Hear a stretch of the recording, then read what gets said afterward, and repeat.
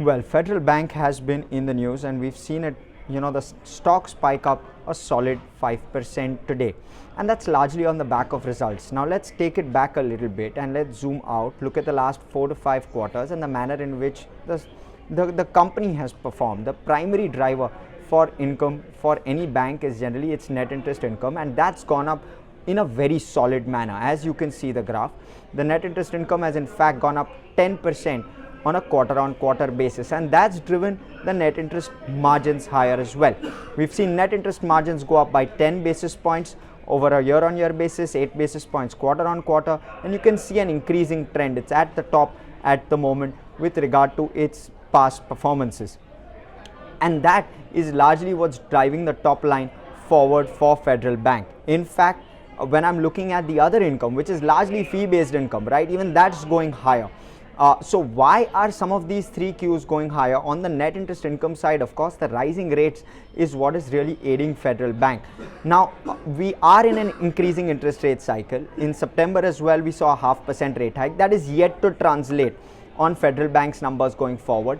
And what part of the loan book is the floating rate book, which actually moves along with interest rates. It's 67% of Federal Bank's book. So 2/3 of the book is floating rate, which will continue to aid margins as well as net interest income going forward as well, which will then translate, of course, to profitability going forward.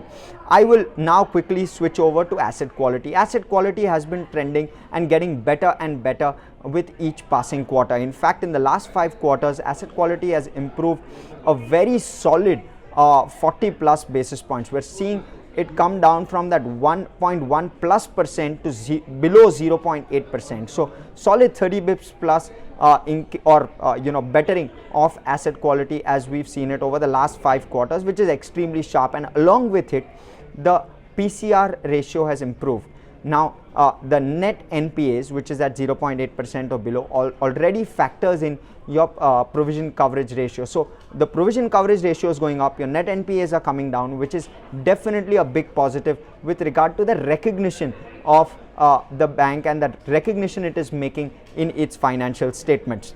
The other piece, of course, is your operating expenditure. Operating expenditure for the bank is trending lower. When we're looking at the cost to income ratio in the graph, we're seeing it trend higher and then come off sharply, and we're expecting that to remain below 50%. That's the anticipation, and that's what the management is also penciling in going forward. That's what's leading to the sharp rise in net profit. Look at the way in which the net profit has gone up. It's gone up almost 50% plus on a year-on-year basis, 53% in fact, to be absolutely accurate. Now let's talk about the ROAs as well. ROAs as well is going higher. We're seeing a steady rise in ROAs along with profitability.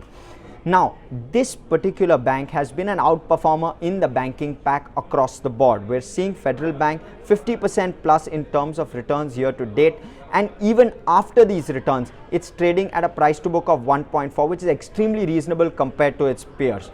So despite the outperformance, still largely the valuations continue to be in line with their peers. So clearly the last 9 months have been stellar, to say the very least.